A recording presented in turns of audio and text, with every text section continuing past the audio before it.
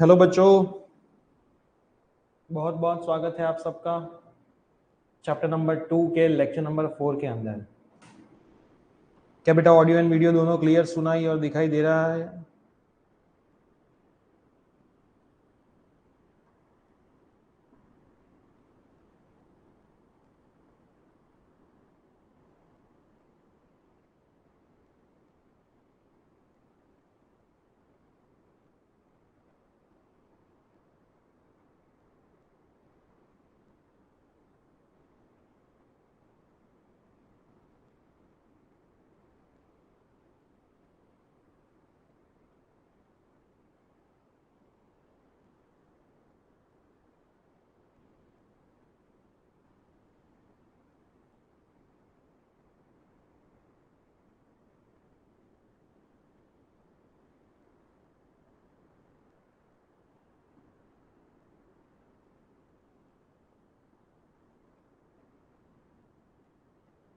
All clear? Okay, एक दो minute का वेट कर लेते हैं जब तक सभी स्टूडेंट ज्वाइंट हो जाए।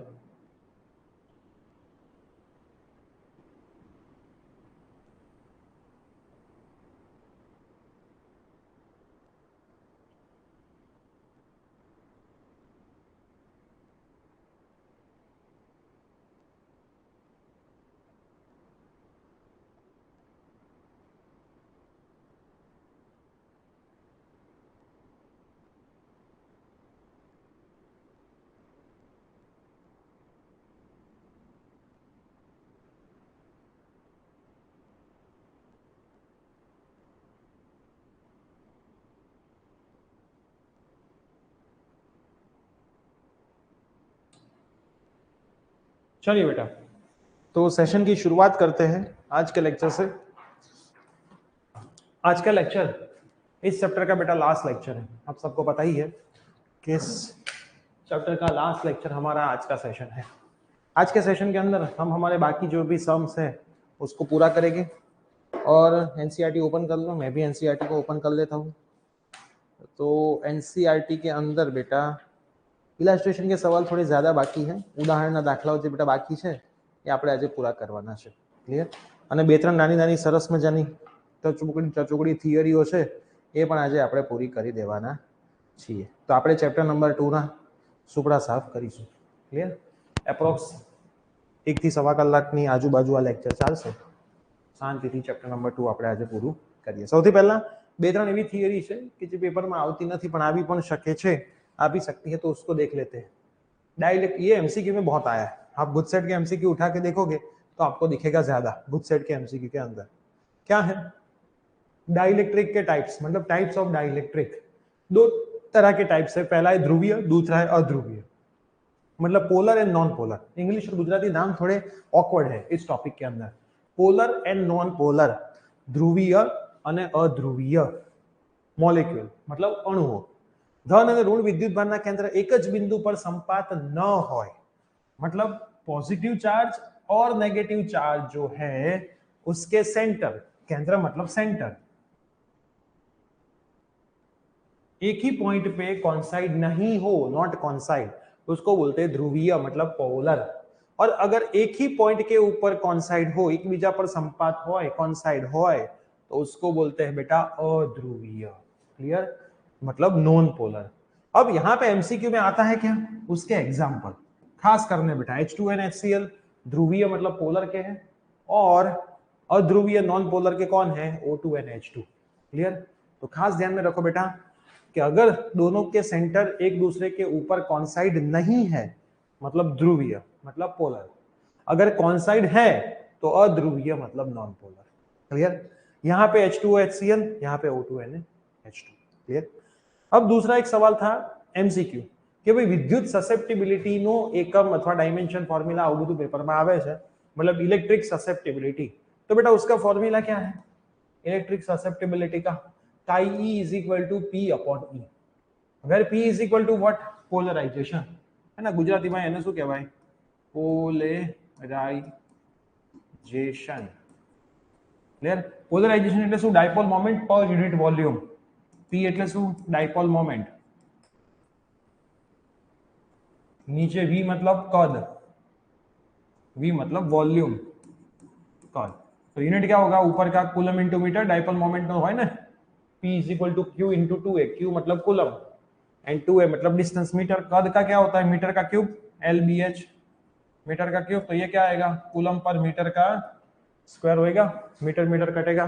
तो ये है पोलराइजेशन का यूनिट। पोलराइजेशन का भी डायरेक्ट यूनिट पूछ सकते हैं। अगर इसका डायमेंशन फॉर्मूला पूछे बेटा तो A1T1 अपॉन L2 होगा, L2 ऊपर चला जाएगा तो M0 L-2 T1 और A1 हो जाएगा। L ऊपर चला जाए तो L-2 हो जाएगा ना, T1 और A1। ये इसका डायमेंशन फॉर्मूला। हमें चाहिए काई का, तो काई का आप क्या करेंगे बेटा, P का तो अपने को मिल गया, क्या मिल गया, कूलम अपॉन मीटर का स्क्वायर, और नीचे इलेक्ट्रिक फील्ड वॉट पर मीटर या फिर न्यूटन पर कूलम, दोनों में से आपकी जो मर्जी वो लिखो, मैं न्यूटन पर कूलम लिख देता हूं, है ना। दोनों में से कोई भी यूनिट आ सकते हैं बेटा पेपर में, कूलम पर मीटर स्क्वायर या फिर वॉट पर मीटर, है ना। दोनों इलेक्ट्रिक फील्ड के विद्युत क्षेत्र ना, सी ऊपर जतो रहશે तो कूलम स्क्वायर, मीटर स्क्वायर नीचे जતું રહેશે તો ન્યૂટન ઇન્ટુ મીટર, એક યુનિટ આ થઈ જાય। આમાં શું થશે, મીટર સ્ક્વેર ઉપર જતું રહેશે તો coulomb into metre, volt into metre का स्क्वायर, क्लियर। एक एक मीटर मरेगा तो कूलम वॉट इंटू। तो अब बेटा इसका डायमेंशन फॉर्मूला आपको खुद से बनाना है, वो मैं आपको बना के देने वाला नहीं हूं। तो क्या देखा बेटा आपने ने कि भाई काई ई शू है, विद्युत susceptibility, electric susceptibility, P upon E, जहां पे P बेटा क्या है, पोलराइजेशन। पोलराइजेशन એટલે dipole moment per unit volume, dipole moment per unit कद।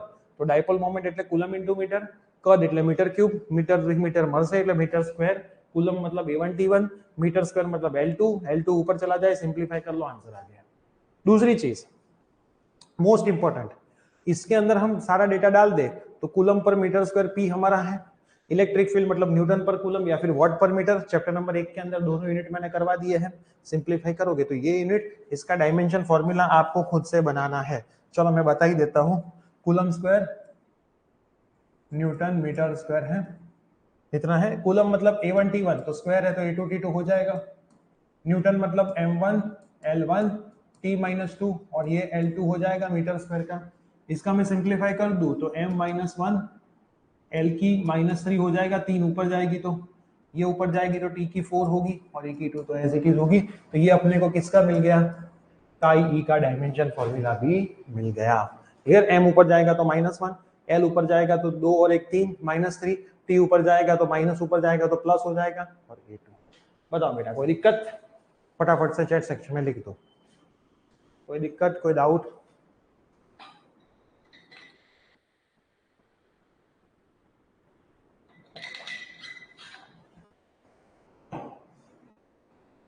जल्दी, मैं एक खाली फोटो खींच लूं प्रेजेंट स्टूडेंट का तो मुझे पता चले कि कितने महानुभाव एब्सेंट रहते हैं।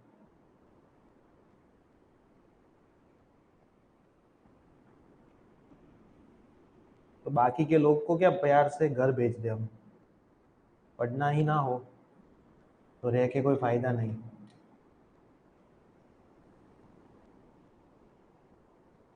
Clear,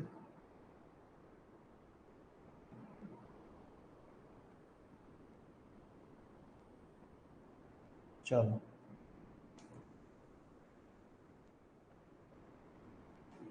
okay.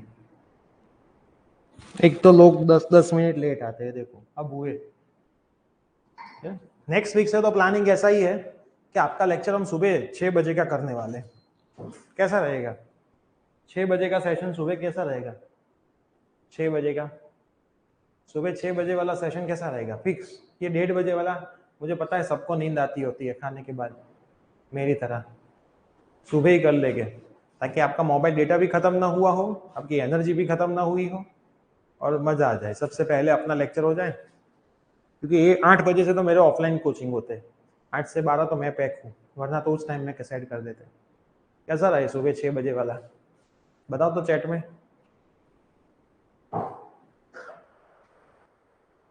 जैसे आप कहो।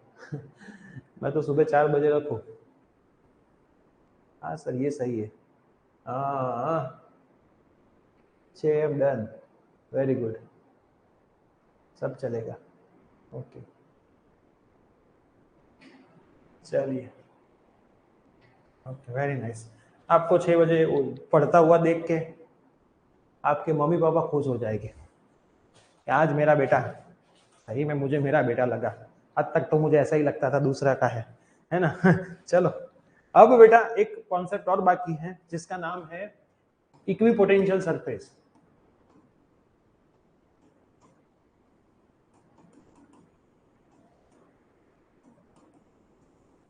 मतलब समस्थितिमान पृष्ठ।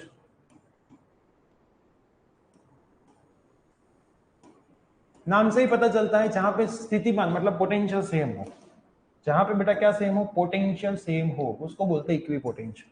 मान लो ये मेरा सरफेस है, मैं यहाँ पे एक चार्ज ले लेता हूँ, तो ये रेडियस अगर आर है बेटा, त्रिज्या अगर आर है, तो हर एक पॉइंट पे पोटेंशियल सेम होगा, सीधी बात ना।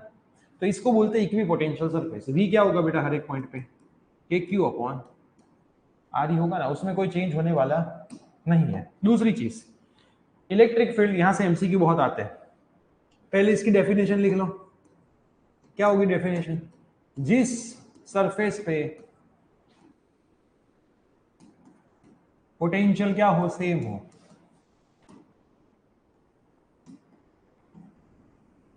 उस सरफेस को हम क्या बोलेंगे, पोटेंशियल मतलब स्थितिमान। पोटेंशियल मतलब स्थितिमान सेम होय એને શું કહેવાય બેટા, इक्विपोटेंशियल सरफेस કહેવાય। पहले डेफिनेशन, फिर ये समझा दो थोड़ी फिगर कि ये जो रेड कलर का गोला है वो इक्विपोटेंशियल सरफेस है। दूसरी चीज, इलेक्ट्रिक फील्ड लाइन मतलब विद्युत क्षेत्र रेखा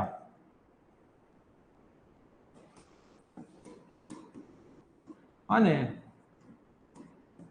समस्थितिमान पृष्ठ इक्विपोटेंशियल सरफेस, समस्थितिमान पृष्ठ वच्चे एंगल कितना हो बेटा, 90 डिग्री। थीटा कितना होता है, 90 डिग्री का। मोस्ट टाइम पे एमसीक्यू। मतलब क्या बोल रहे हैं, अगर मैं प्लस में से इलेक्ट्रिक फील्ड को बाहर निकालूं तो बाहर आता है, आपको पता ही ऐसे। तो यहाँ पे जो ये एंगल होगा वो कितने का होगा, ऑलवेज 90 डिग्री का होगा। मतलब विद्युत क्षेत्र रेखा અને સમસ્થિતિમાન પૃષ્ઠ વચ્ચે 90 નો ખૂણો હોય, π/2। Equipotential surface and electric field line के बीच का जो एंगल होता है वो 90 डिग्री होता है, मतलब π/2 होता है। ये दूसरा। तीसरा एमसीक्यू है कि भाई इक्विपोटेंशियल सरफेस पे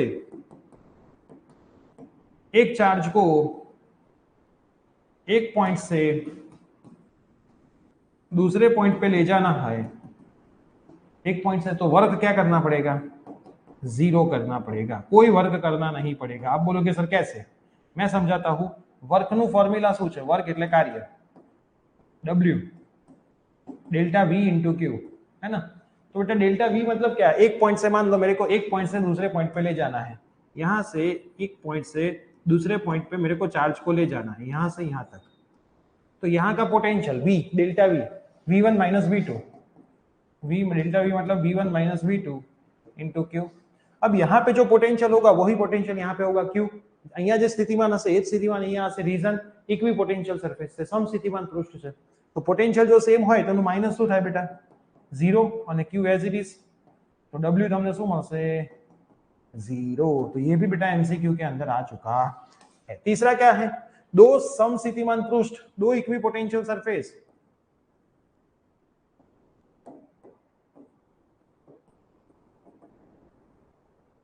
ક્યારેય એકબીજાને છેદતા નથી, है ना।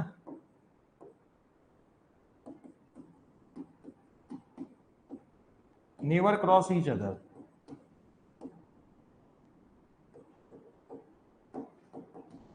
यार ये भी आपको याद रखना है।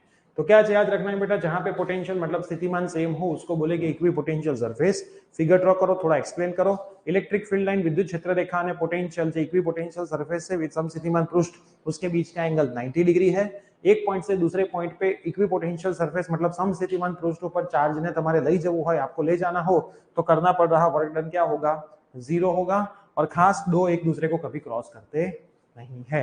देख लीजिए बेटा, कोई डाउट है तो पूछ लीजिए, चलो फटाफट, टाइम नहीं है, जल्दी।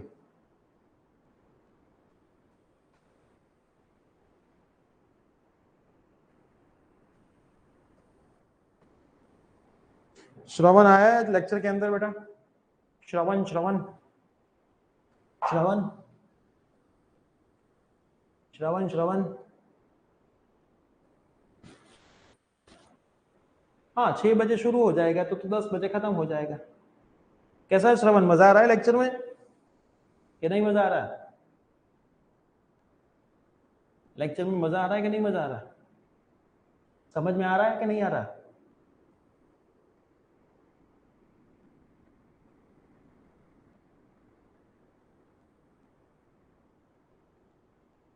ओके तो ठीक, कोई डाउट हो तो बेटा बोलना, आराम मत करना लेक्चर में। Everyone clear?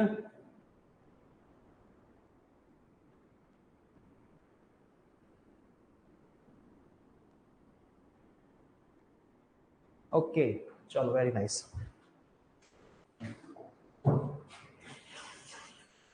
छह बजे वाला रेगुलर तो नहीं रखेंगे, कभी कभी रखेंगे टाइम टेबल में। 6 बजे भी रखेंगे, 1:30 बजे भी रखेंगे, तो आपका भी थोड़ा चेंज हो। और जितना जल्दी लेक्चर खत्म हो जाए ना वो बेनिफिट आपको है कि पूरा दिन आप अच्छे से पढ़ पाओ। इसमें क्या होता है, मॉर्निंग में पढ़ा, फिर बीच में गैप, फिर वापस लेक्चर, फिर वापस गैप। मेरे को पसंद ऐसा होता है कि भाई लेक्चर सुबह खत्म हो जाए फिर मैं पढ़ूँ। ऐसा हमारा ऑफलाइन का ऐसा ही है कि भाई 11 साढ़े 11 बजे सारे लेक्चर खत्म हो जाते हैं, फिर स्टूडेंट को बैठ के ही पढ़ना है 4 बजे तक, फिर टेस्ट लेके घर जाना है। मतलब सुबह सेशन खत्म, फिर आफ्टरनून में पढ़ाई, फिर टेस्ट, फिर घर। तो आप भी उस स्केड्यूल को अच्छे से फॉलो कर पाओ। कभी कभी ठीक है, देखो 6 बजे उठने का सबको टेंशन तो आ ही जाता है। उठो जागो और ध्येय प्राप्ति सुधी मंड्या रहो भाई। चलो अब आता है पोटेंशियल ड्यू टू एन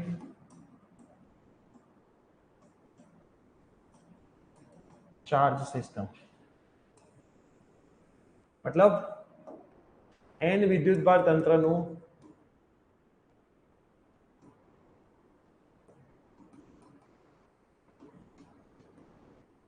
स्थितिमान क्या है इस टॉपिक के अंदर देखते हैं।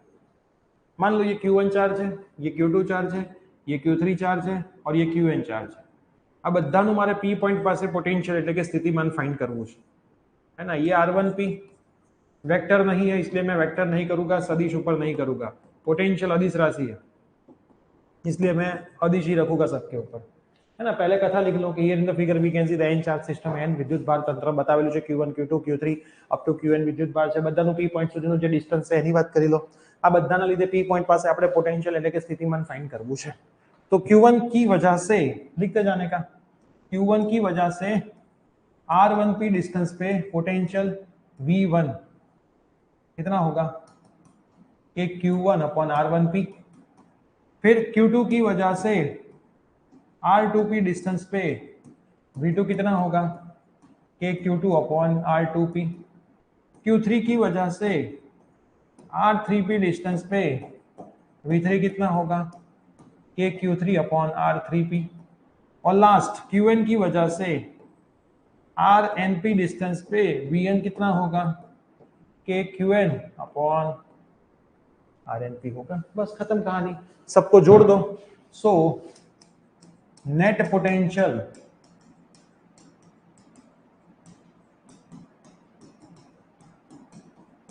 कुल स्थितिमान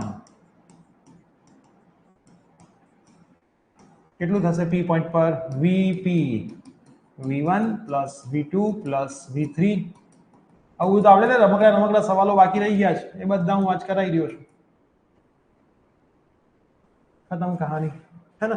ऐसे आए नहीं एक भी सवाल, आ सकते हैं एमसीक्यू में, 2 मार्क में, कहीं पे भी आ सकते हैं। है बताओ कोई डाउट हो तो। बहुत आसान सवाल, आसानी की सारी हद पार, है ना। इतना आसान सवाल, आसानी की सारी हद पार।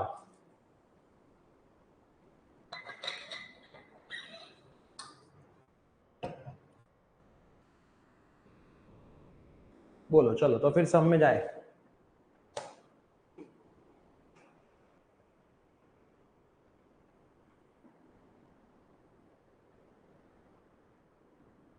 ओके चलो सम शुरू करो। उदाहरण number illustration number 4।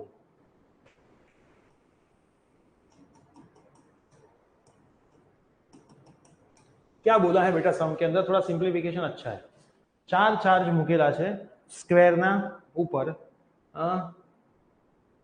As shown in the figure, मतलब फिगर आप लीजिए प्लस माइनस देखो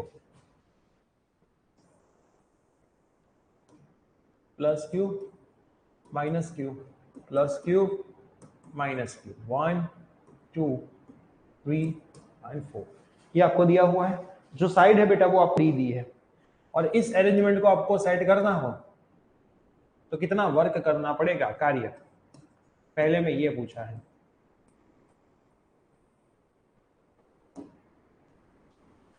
क्लियर, ये आपको पूछा हुआ है।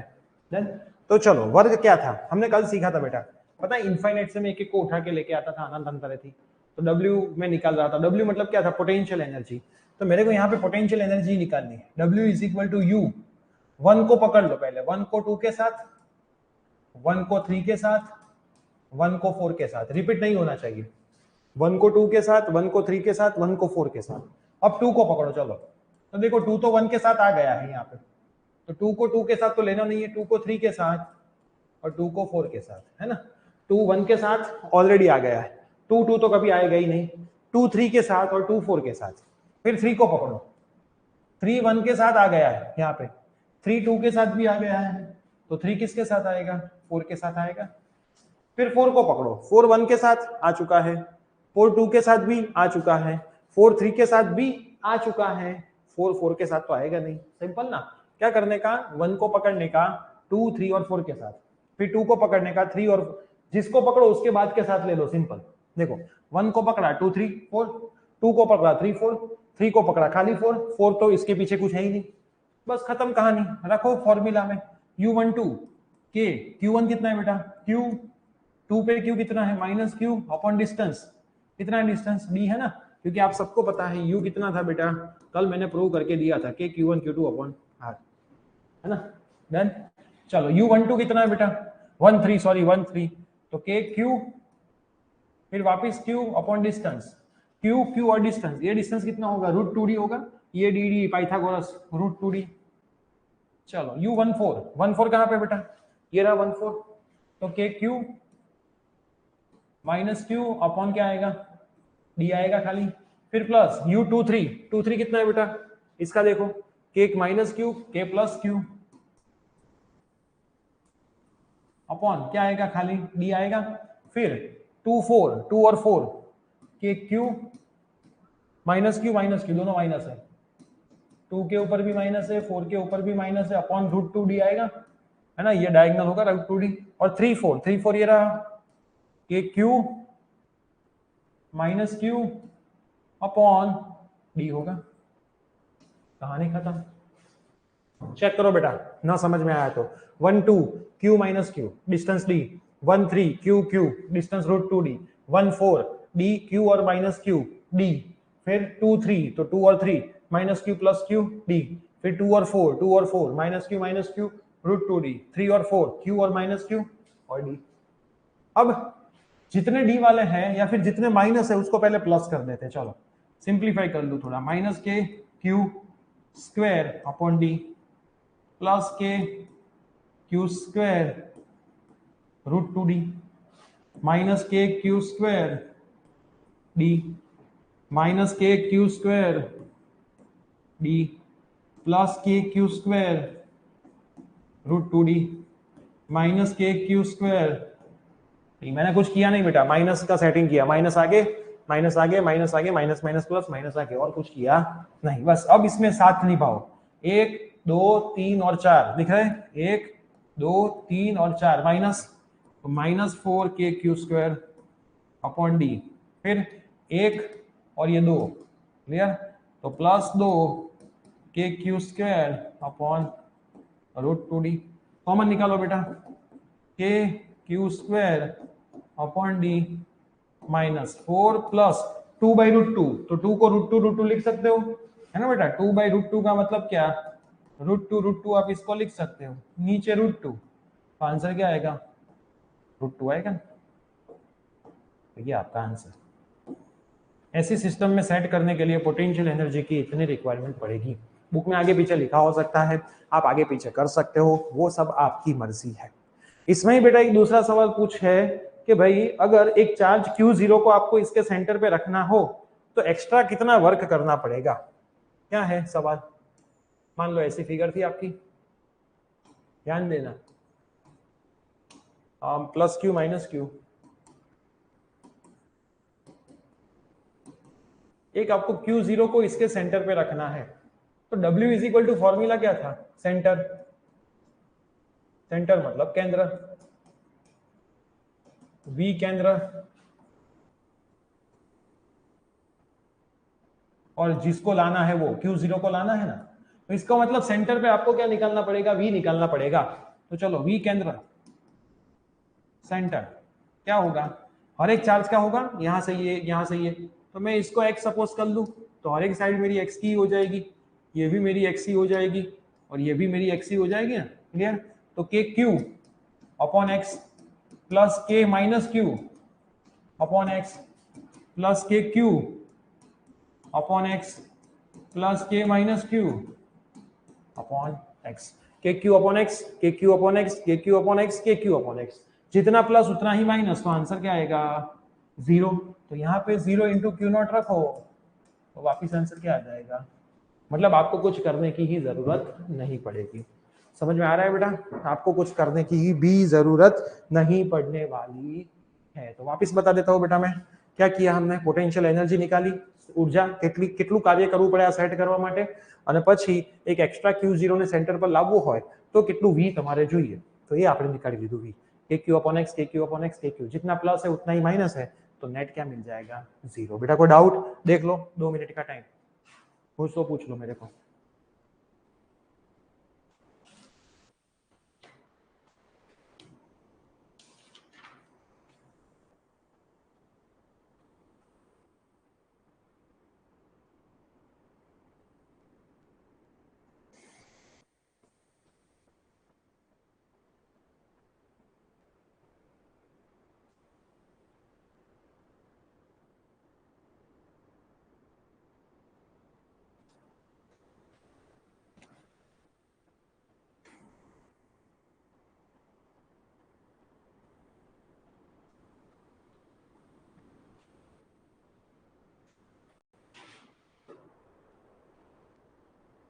Second slide, okay.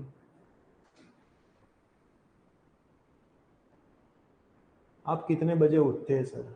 5 बजे, मोस्ट प्रोबेबली 5 बजे, बहुत रात को लेट होया हो तो 5:30 पौने 6 बजे, घूमने जाता हूँ तो भी 5 बजे उठ जाता हूँ। सोचो, नींद ही नहीं आती, क्या करे उसके बाद,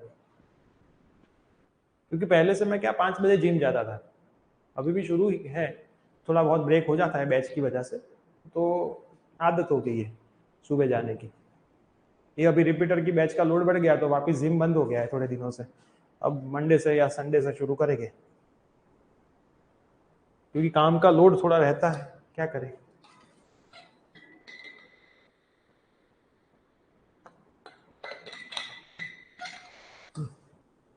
लेकिन रात को लेट नाइट जगने से अच्छा है सुबह जल्दी उठ जाओ, है ना, बेनिफिशियल थोड़ा ज्यादा है, मेरा पर्सनल एक्सपीरियंस है।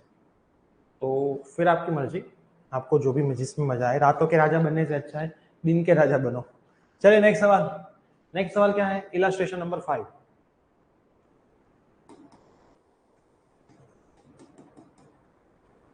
ઉદાહરણ નંબર 5 માં બેટા આ બધા સવાલો 5 અને 6 એવા છે જે આવવાના ચાન્સીસ બહુ ઓછા છે, પણ તો બી આપણે જોઈ લઈએ। Determine the electrostatic potential energy, मतलब સ્થિતિ ઊર્જા U ફાઇન્ડ કરવાનું છે તમારે। ચાર્જ આપ્યા છે Q1 7 માઇક્રોકુલમ, 7 × 10⁻⁻6 કુલમ, Q2 તમને આપેલું છે -2 માઇક્રોકુલમ, मतलब -2 × 10⁻⁻6 કુલમ, विथ साइन लेना है। V અને U બેટા વિથ સાઇન, ખાસ યાદ રાખજો, વિથ સાઇન, નિશાની સાથે, પ્લસ તો પ્લસ અને માઇનસ તો માઇનસ મૂકવાનું છે, એમાં ભૂલ કરતા નહીં। ક્લિયર? બે ની પ્લેસ આપી છે -9 0 0, R1 કેટલું આપ્યું છે? -9 0, અને R2 બેટા શું આપ્યું છે? 0। क्लियर? ये आपको दिया है सब कुछ डेटा। तो बेटा पहले तो R12 निकालना पड़ेगा, दोनों के बीच का डिस्टेंस। कैसे निकालने का मैंने सिखाया हुआ एक बार, इसमें से ये माइनस कर दो और उसका स्क्वायर ले लो, प्लस 0 माइनस 0 का स्क्वायर प्लस 0 माइनस 0 का भी स्क्वायर। क्या करने का, -9 स्क्वायर, 0 माइनस 0 स्क्वायर, ये में से ये भी माइनस कर सकते हो, कोई प्रॉब्लम नहीं है। क्लियर, 9 माइनस 9 तो भी प्लस ही 9 होगा। क्लियर, ये कितना आएगा 81 का स्क्वायर, 0 प्लस 0 81, मतलब टोटल आंसर कितना आएगा 9 सेंटीमीटर आएगा। हाँ के ना, आया समझ में कि नहीं आया बोलो। यू ક્યાંક મેં કોઈ મસ્ત મજાની ભૂલ કરી છે? કઈ ભૂલ કરી છે કહો? -9 હોય ને, છે ને જોરદાર ભૂલ કરી છે ને, વિચારો બપોરની ઊંઘ તમે જુઓ। -18 का स्क्वायर प्लस 0 इसका बेटा स्क्वायर रूट निकालो तो कितना आता है -18 का, 18 का स्क्वायर और उसका स्क्वायर रूट कितना आता है, वो तो आएगा आई थिंक 18 का स्क्वायर रूट तो 18 ही आएगा, माइनस निकल जाएगा, लेकिन ये आंसर बेटा सेंटीमीटर में आएगा, तो 0.18 मीटर आएगा अपना R12।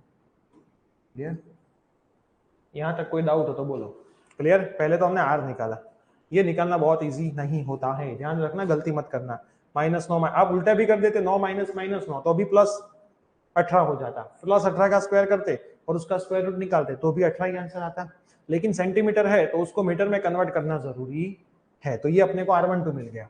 बस, तो पहला U कैसे निकालोगे, K Q1 Q2 upon R12, K बेटा कितना 9 × 10 to the power 9, Q1 बेटा कितना 7 × 10 to the power -6, Q2 बेटा कितना -2 × 10 to the power -6 अपॉन બંને વચ્ચેનું અંતર એટલે કે ડિસ્ટન્સ કેટલું 0.18। चलो इसका सिंप्लीफिकेशन करो, आंसर क्या आता है। आंसर एनसीईआरटी में कुछ लिखा हुआ है, ये आप बेटा खुद से कर लेना, आंसर -0.7 जूल लिखा हुआ है ना। अपने को आंसर से मतलब नहीं, अपने को मेथड आनी चाहिए। ये आपका क्या मिल गया, आपको इनिशियल मिल गया, यू इनिशियल અને શરૂઆતમાં। હવે બી માં કંઈક એને અલગથી બીજું તમને કંઈક કીધું છે, કંઈક મેસેજ છે, એકવાર મને વાંચી લેવા દો। સર સવારે 6 કરતા બપોરે સારું રહે, સવારની ઊંઘ બહુ ખરાબ, એટલે તો કહું છું સવારે ઊંઘવાનું જ નહીં, ખરાબ કેમ, ઉઠી જાઓ વહેલા। जितने भी करोड़पति लोग हैं ना, वो सब लोग सुबह 10 बजे से पहले अपने पूरे दिन का 80% काम पूरा कर देते हैं, है ना। उसमें मैं नहीं आता हूँ, मैं करोड़पति नहीं हूँ मैं मेरा काम पूरा कर दे, मेरी मैक्सिमम बैच मॉर्निंग में खत्म हो जाती है, फिर शाम को बैच होती है, ऐसा नहीं होता है नहीं होती, लेकिन मैक्सिमम बैच को मैं ट्राई करता हूँ 12 बजे तक खत्म कर लूँ, ताकि दोपहर के टाइम में और दूसरे टाइम में दूसरा भी ऑनलाइन का काम हो पाए। क्लियर, तो ये रहा आपका आंसर पहला। दूसरा क्या दिया है, how much work is required to separate the two charge. अगर दो चार्ज ने તમારે સેપરેટ કરવું છે એકબીજાથી ઇન્ફાઇનાઇટ પર, है ना, दो चार्ज ऐसे पड़े, u मिल गया, હવે બંનેને તમારે ઇન્ફાઇનાઇટ પર સેપરેટ કરવા છે, तो કેટલું વર્ક તમારે કરવું પડશે, w, तो w क्या होता है बेटा delta u, u final minus u initial. હવે u फाइनल ની વાત પછી કરીએ, ઇનિशियल તો તમને મળી ગયું છે, कितना मिला है -0.7 आपको इनिशियल मिला हुआ है ना -0.7। अब u फाइनल कितना होगा, आपने कहां तक ले गए, इनफाइनाइट पर ले गए, u फाइनल कैसे मिलेगा, k q1 q2 upon r12, दोनों अगर इनफाइनाइट तक सेपरेट हो जाए तो दोनों के बीच का डिस्टेंस मतलब अंतर इन्फिनिटिव થઈ જાય, तो k q1 q2 upon infinitive 1 upon infinitive 0, એટલે આ આન્સર શું આવશે 0। तो आ 0 बेटा હું અહીંયા મૂકી દઉં, माइनस माइनस प्लस, तो कितना वर्क करना पड़े +0.7 जूल आपको वर्क करना पड़े। क्या बोला इन लोगों ने कि ये दो चार्ज जो पड़े हैं मस्त यू के साथ, उसको आपको सेपरेट करना इनफाइनाइट तक, तो इनफाइनाइट સુધી તમે એને अलग करो तो બંને વચ્ચેનો ડિસ્ટન્સ પણ ઇનફાઇનાઇટ થઈ જાય, तो डिस्टेंस इनफाइनाइट થઈ જાય तो 1 अपॉन इन्फिनिटिव क्या हो जाए बेटा 0, तो 0 आ गया -0.7 सिंपलीफाई किया तो अपने को इसका भी आंसर आ गया। अब इसमें बेटा तीसरा थोड़ा अच्छा पूछा है, ध्यान देना। तीसरे में क्या बोला है कि अगर आ सिस्टम ने આપણે इलेक्ट्रिक फील्ड में મૂકી દઈએ, कितना इलेक्ट्रिक फील्ड दिया है वो भी देखो, 9 × 10 to the power 5 into r square into कितना दिया है आर स्क्वायर, इतने इलेक्ट्रिक फील्ड में रख दे, આટલા વિદ્યુત ક્ષેત્રમાં આપણે મૂકી દઈએ સરસ મજાના, તો તમને શું કીધું છે, what would be the electrostatic energy of this configuration, આ કન્ફિગ્યુરેશનની એનર્જી કેટલી હશે, અને બંને વચ્ચેનું જે r છે એ તો તમને આપેલું જ છે પહેલા જ, આ જે r છે પહેલા માટે 9 છે અને બીજા માટે બી 9 જ છે, માઈનસ તો ગ્રાફ પેપર પર બતાવેલું છે એટલે છે, બાકી 9 9 છે, આવું તમને સમની અંદર કીધેલું છે। अब सुनो ध्यान से, જ્યારે બે ચાર્જને તમે ઇલેક્ટ્રિક ફિલ્ડમાં મૂકો, થિયરી છે, થિયરીમાં કોઈ દિવસ પૂછાતી નથી એટલે મેં એની બહુ વધારે વાત નથી કરી, નીટમાં આવતી હોય છે। ધારો કે તમે બે ચાર્જને ઇલેક્ટ્રિક ફિલ્ડમાં મૂકો Q1 અને Q2 તો કઈ કઈ એનર્જી એની હોય તો એક તો U બંને વચ્ચેની Q1 Q2 अपॉन R12 ये पहली दूसरी खुद की W वाली VQ V1 Q1 और V इज इक्वल टू अडे E1 D Q1 और U2 क्या होती है V2 Q2 V is equal to अडे E2 D इंटू इतनी टोटल एनर्जी इसके अंदर रहती है और ये तीनों का हम प्लस करते हैं जब उसको आप एक्सटर्नल मतलब बाह्य विद्युत क्षेत्રમાં મૂકો ત્યારે બુકમાં જોશો ને તો એક જગ્યાએ થિયરી પણ આપેલી છે ક્લિયર એક કન્સેપ્ટનો સમજો થિયરી કોઈ દિવસ પેપરમાં આવી નથી પણ આ સમની અંદર સી જ્યારે આવે ત્યારે આની જરૂર પડે તો કેટલી કેટલી એનર્જી તમને એ જ પૂછ્યું જો કેટલી એનર્જી ઇલેક્ટ્રોસ્ટેટિક एनर्जी હશે આ કન્ફિગ્યુરેશનની तो सबसे पहला U1 क्या होगा K Q1 Q2 upon R12 होगा अब आप सारी वैल्यू डालोगी भी तो भी आंसर तो इतना ही आएगा ना अभी तो क्या है ये रहा -0.7 लेके तो आया आप आंसर तो यही आंसर आएगा तो ये वापस सम लिख देने का -0.7 जूल ये पहली मिल गई अब दूसरी U2 क्या होगी V1 सॉरी नाम इसको क्या दे दे U इनिशियल नाम दे देता हूं मैं अब U1 चलो इसको मैं कुछ इनिशियल दे दूं इनको मैं 1 2 नाम दे दूं तो थोड़ा अच्छा लगे देन U1 कितना होगा बेटा V1 इंटू Q1 V अपने को नहीं दिया लेकिन E दिया है तो E1 इंटू D या फिर मैं R लिखा है ना नीचे तो मैं R लिख देता हूं R1 और Q1 as it is clear D को आप R भी लिख सकते हो अब E1 की वैल्यू आपको कुछ दी है बेटा 9 into 10 to the power 5 R1 का स्क्वायर और ये R1 और ये Q1 एक एक R मर जाए तो 9 into 10 to the power 5 into Q1 अपन क्या बचेगा R1 बचेगा तो 9 into 10 to the power 5 Q1 बेटा कितलो છે Q1 है 7 into 10 to the power -6 upon R1 એના માટે R1 કેટલું હતું -9 પણ વેલ્યુ કોઈ દિવસ -9 ને લખી એટલે 0.09 है ना प्लस લખીશું સેન્ટીમીટર ને મીટરમાં કન્વર્ટ કરી આ જ રીતે બેટા U2 તમારે ફાઇન્ડ કરવો હોય તો V2 Q2 V2 कितना होगा ED तो E2 R2 and Q2 clear E कितना है बेटा 9 into 10 to the power 5 upon R square मतलब R2 का स्क्वायर और R2 as it is Q2 as it is ठीक एक एक R2 मर जाएगा तो 9 into 10 to the power 5 upon R2 into Q2 तो वैल्यू रखें 9 into 10 to the power 5 Q2 बेटा कितना था अपना Q2 था अपना कुछ -2 इंटू 10 टू द पावर -6 है ना -2 into 10 to the power minus और डिस्टेंस तो 9 सेंटीमीटर ही था तो 0.0 तो इसका अपने को कुछ आंसर मिलेगा कितने आंसर आते हैं बेटा वेरीफाई करो तो आंसर को एक में आई थिंक 70 आता है और एक में आई थिंक -20 आता है वेरीफाई करो तो ये 70 आता है और ये -20 आता है तीन आंसर वेरीफाई करो फटाफट ये -20 ये 70 और ये वाला -0.7 इतने आंसर आते हैं आपके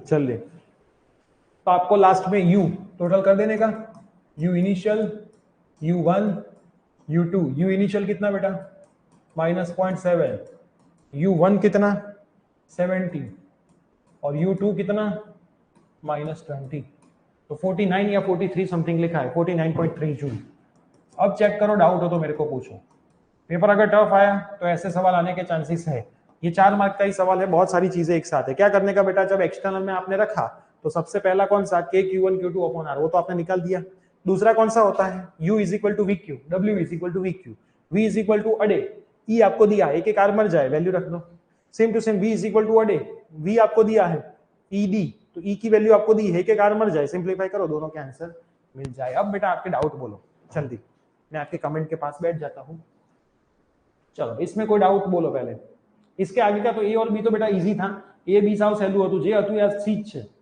જે અઘરું તમને લાગશે એ સી જ લાગશે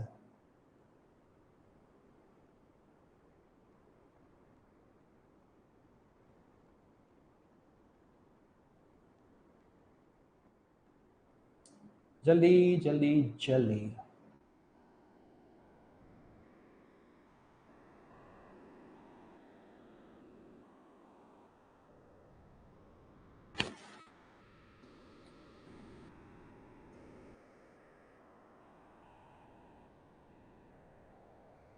क्लियर बेटा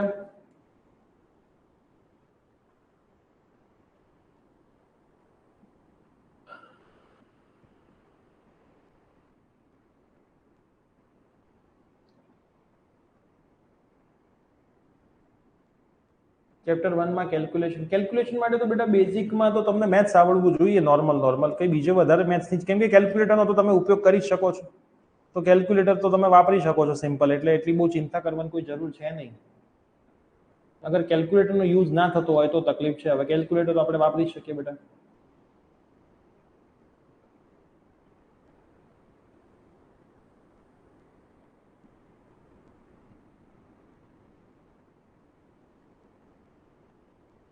चलिए बेटा, आई होप क्लियर हो गया होगा सबका.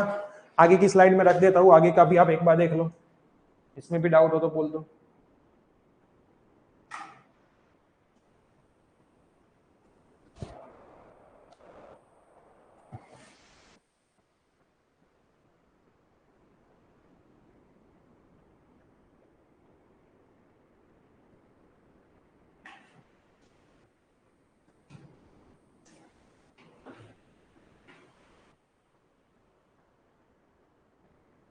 नेक्स्ट वीक टेस्ट चैप्टर 2 की, क्योंकि चैप्टर 2 खत्म हो गया ना.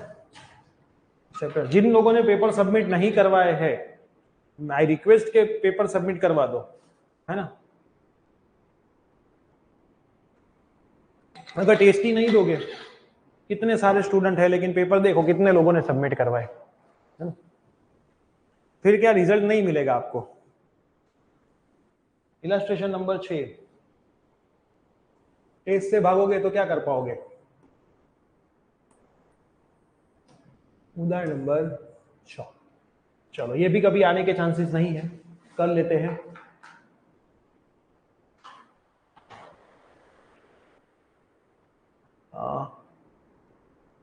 नेक्स्ट वीक की टेस्ट कब होगी, अब कब होगी उसका तो स्केड्यूल संडे आएगा, मंडे नहीं होगी, ट्यूसडे होगी, क्लियर, लेकिन होगी सही सभी से होगी. A molecule of a substance has a permanent electric dipole moment. Dipole moment બેટા તમને આપેલી છે સબસ્ટન્સ ની 10 to the power -29. p તમને કેટલું આપ્યું છે મોલેક્યુલ ની, તો 1 મોલ ની કેટલી થાય એ પણ આપણે શોધવી પડશે ને, है ना, કેમ કે સમ આખો અ મોલ થી સોલ્વ કર્યો, દેખો તરત જ લખી જાવ મોલ ઓફ ધીસ સબસ્ટન્સ, આ સબસ્ટન્સ નો 1 મોલ, તો ડાયપોલ મોમેન્ટ ઓફ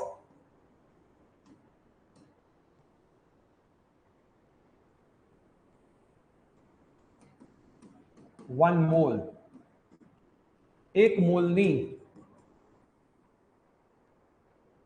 चाक मात्रा डायपोल मोमेंट કેટલી થાય. 1 मोल में मोल कितना હોય 1 मॉलिक्यूल के अंदर, मोल में 6.022 या फिर 6 ही लिखो खाली, इंटू 10 to the power 23. सही लिखा गलत लिखा, बोलो सही लिखा गलत लिखा, होता है इतना, है ना, एवोगैड्रो जितना, पता है ना, ये तो केमिस्ट्री में आ चुका होगा आपका. तो 6 into 10 to the power 23 -6 coulomb into, ये आपको टोटल मोल की मिल गई dipole moment, net dipole moment आपको मिल गई. यहां से आपको खेल खेलने का है ना, नेट डायपोल मोमेंट 1 मोल की, बस ये भूलना मत.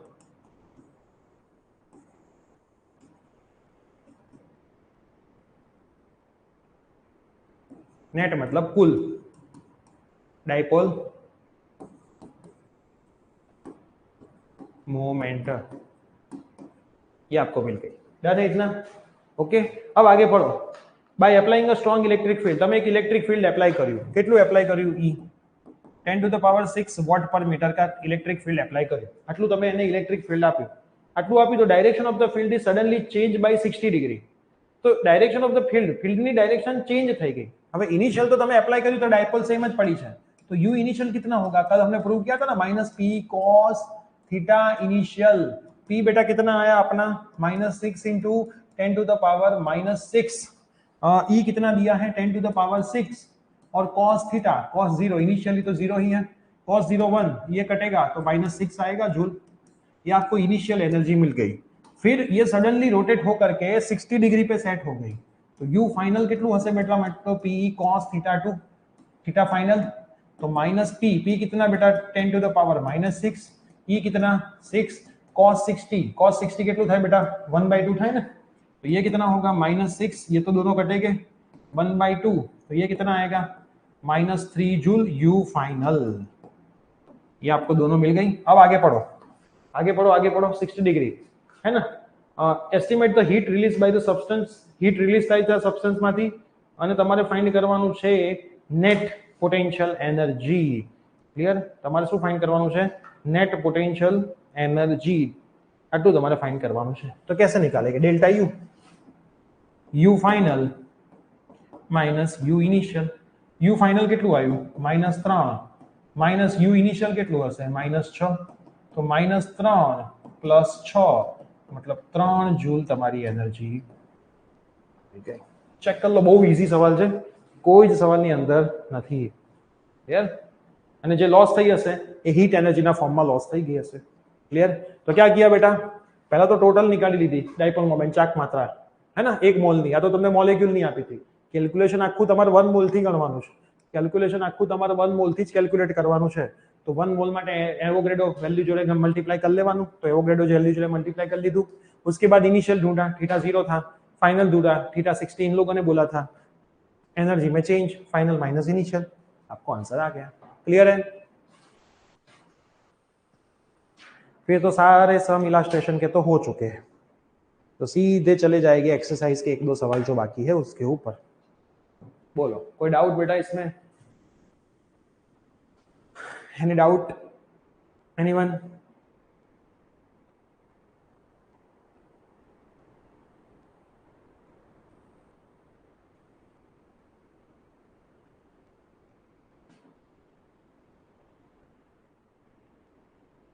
ये चैप्टर पहले चैप्टर से थोड़ा छोटा है, लेकिन तीसरा चैप्टर तो बहुत बड़ा है. तीसरे में तो बहुत टाइम जाएगा क्योंकि बहुत सारी थ्योरी है तीसरे में.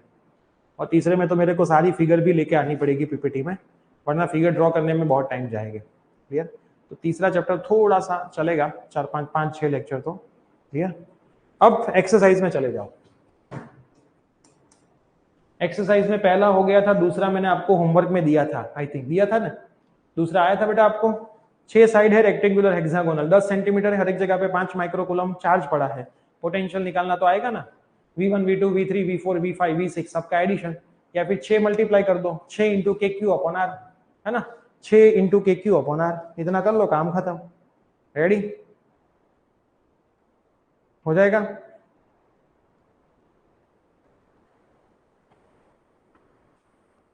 ठीक. तीसरा नहीं करोगे तो चलेगा, है ना, सवाल ही नहीं है. चौथा, चलो एक्सरसाइज का नंबर 4, ये भी होमवर्क में ही देना चाहिए मेरे को. સ્વાધ્યાયનો ચોથો કઈ છે જ નહીં. સ્વાધ્યાયના બધા સમ બધા ચેપ્ટરમાં થોડા સહેલા છે, ત્રીજા ચેપ્ટરને છોડીને. અ સ્ફેરિકલ કંડક્ટર, એક ગોળો, રેડિયસ કેટલી આપી છે? 12 સેન્ટીમીટરની. ક્લિયર? અને ક્યુ તમને આપેલો છે.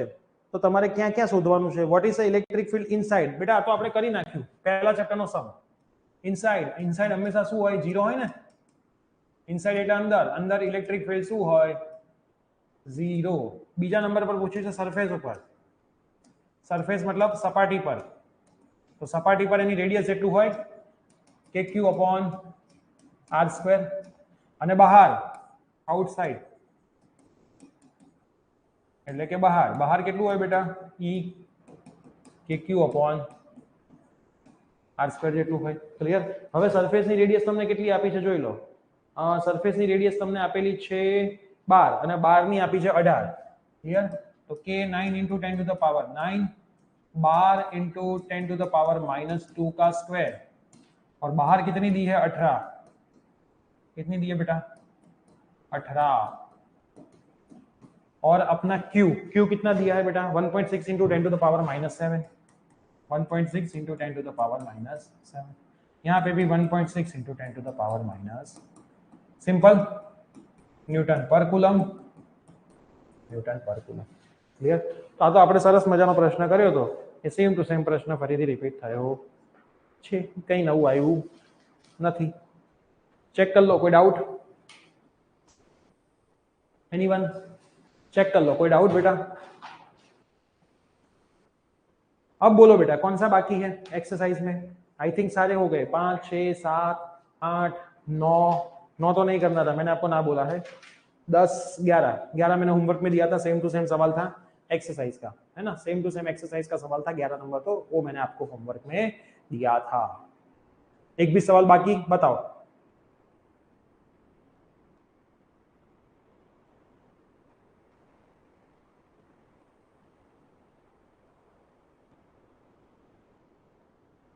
બધા થઈ ગયા, વેરી ગુડ.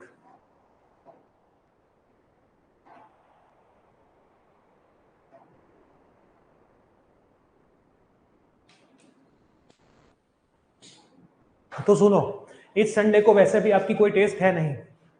कल कौन सी टेस्ट है? कल थी कि आज थी? मैं चेक कर लूं. मैथ्स बायो की टेस्ट थी ना आज. फ्राइडे ही होती है, मेरे को पता है तब तक.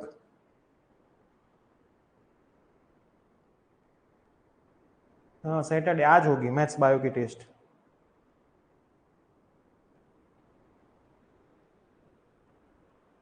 कल होगी. मैथ्स बायो की टेस्ट सैटरडे होती है ना. और वैसे भी मैथ्स बायो में स्टूडेंट बहुत कम है. तो सुनो, इस संडे को अपनी टेस्ट होगी, है ना, चैप्टर 2 थियरी ओनली, है ना.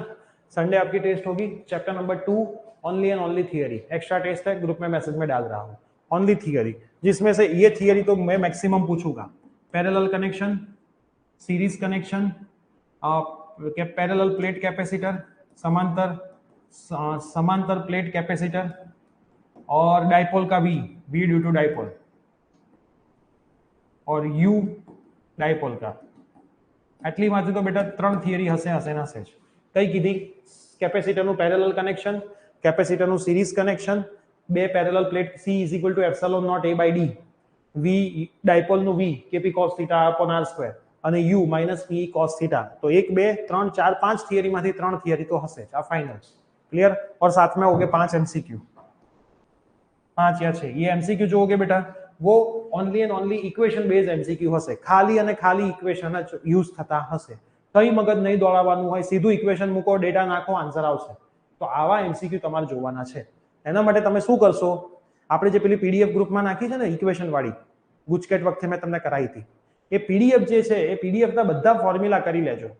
એ પીડીએફ ના જો તમે જો તમને અહીંયા बताऊं, रुको कहां पे पड़ा है सब कुछ. अगर आप एप्लीकेशन के अंदर हो तो ये अपनी एप्लीकेशन, क्लियर. एप्लीकेशन के अंदर आपको स्टडी मटेरियल में जाना है. स्टडी मटेरियल में आपको गुजसेट वाले में जाना है. गुजसेट में आपको फिजिक्स में जाना है ना. फिजिक्स में आप ओपन करोगे तो लेक्चर नोट्स में जाना है. लेक्चर नोट में आप ओपन करोगे तो चैप्टर नंबर 1 2 लेक्चर नोट में जाना है. तो देखो चैप्टर नंबर 1 2 की लेक्चर नोट देखो, इक्वेशन का लिस्ट बनाया हुआ है सब कुछ. ये रहा देखो, चैप्टर 1 का पूरा लिस्ट है, प्यारा सा मैंने बनाया था. चैप्टर 2 का भी देखो, ये आपको बहुत काम में आएगा एमसीक्यू के लिए, एंड मोमेंट पे प्रिपरेशन करने के लिए. इसके वीडियो भी यूट्यूब में फ्री में पड़े. ये चैप्टर 2 के. तो ये सारे फॉर्मूला अगर आप कर लोगे, ये सारे फॉर्मूला कर लोगे, बहुत काम आएगा बेटा. बहुत मतलब बहुत. जो आप एमसीक्यू का डर कर रहे हो ना, ये एमसीक्यू का डर आपका दूर हो जाएगा. तो इसमें भी आपको नई नई बहुत सारी चीजें सीखने को मिलने वाली है. ऐसा नहीं कि इसमें कुछ नहीं मिलने वाला है ना. इसमें भी आपको बहुत सारी नई नई चीजें सीखने वाली है, मिलने वाली है. तो ये आपको खास करना है. देखो एक चीज ये चीज देखो, हमने u = 1/2 CV² वाला किया था. u = 1/2 CV² किया था ना. अब u = 1/2 CV² जो था बेटा अपना, उसमें मैं अगर c की जगह पे एप्सिलॉन नॉट A / D रख दूं, c की जगह पे मैंने क्या रखा? एप्सिलॉन नॉट A / D रखा, और v = अडे रख दिया, ed रख दिया. तो epsilon naught A / D as it is, e² d² as it is. एक एक d मर गया, तो कितना बचेगा? 1/2 epsilon naught A e² * d बचेगा. तो ये आपको क्या मिली? एनर्जी मिली, है ना. एनर्जी डेंसिटी बोलते हैं इसको, एनर्जी डेंसिटी, ऊर्जा घनता. एडी मतलब वॉल्यूम. फिजिक्स में वॉल्यूम क्या होता है बेटा? एरिया इंटू लेंथ, है ना. ये वॉल्यूम होता है, कद, एरिया इंटू लेंथ. तो आ वॉल्यूम છે આપણું, A * D, area into length, volume. A volume ने હું નીચે લઈ આવું તો એનર્જી પર યુનિટ વોલ્યુમ થઈ ગયું. એકમ કદ દીઠ ऊर्जा, एकम कद दीठ ऊर्जा, उसको बोलते हैं एनर्जी डेंसिटी. तो कभी कभी ये एमसीक्यू में भी आ सकता है. तो मैं आप सबको बोलूंगा कि ये सीरीज को वापस रिवाइज करें, है ना. आपके पास टाइम होता ही है, फ्री होते, कुछ काम नहीं. यूट्यूब पे सारे वीडियो पड़े भी है, मैंने ये ग्रुप में भी डाला एक वीडियो, है ना, जिसके अंदर चैप्टर 1 और 2 दोनों है. तो आपको लगे कि भाई आपका चैप्टर नंबर 1 अच्छा हो गया एनसीईआरटी, ये वीडियो देख ले. आपको लगे चैप्टर नंबर 2 आपका मस्त क्लियर हो जाएगा, ये वीडियो देख ले. बहुत सारी अच्छी अच्छी चीजें जानने मिलेगी जो आपको एमसीक्यू में बहुत हेल्प करने वाली है ना. तो एक भी चीज को मिस ना करें. इसमें आपको कोई भी नई चीज मिलती है तो वो आपकी बुक में नोट डाउन कर लीजिए. क्लियर. फॉर्मूला का लिस्ट पूरा बनाया हुआ है, तो आपको कहीं से फॉर्मूला भी ढूंढने जाने की जरूरत नहीं है ना. तो ये थोड़ी मेहनत आप खुद से भी कर लीजिए, तो आपको बहुत बेनिफिशियल रहेगा. एमसीक्यू के सेक्शन में बहुत सारे एमसीक्यू मैंने इसमें भी करवाए थे, जो आपके लिए बहुत इंपॉर्टेंट है ना। देखो पोलराइजेशन सब कुछ मैंने करवाया है, सब कुछ ऐसा एक और एमसीक्यू भी करवाए हैं। ये भले ही गुड सेट के एमसीक्यू है, बोर्ड एंड गुड सेट में एमसीक्यू सेम ही आते हैं। तो कहां से करना है, स्टडी मटेरियल में जाना है ना। मैं वापिस आपको एक बार पाथ बता देता हूं। स्टडी मटेरियल में सबसे पहले फोल्डर में ही जाना है, गुड सेट 2023, उसके अंदर को ओपन करोगे, उसके अंदर आपको फिजिक्स में जाना है, फिजिक्स ओपन करके लेक्चर नोट्स में जाना है। सभी चैप्टर्स की लेक्चर नोट्स इसके अंदर अवेलेबल है। ठीक, ये आपका टारगेट है। चलो अब बोलो बेटा, कोई दिक्कत, कोई डाउट?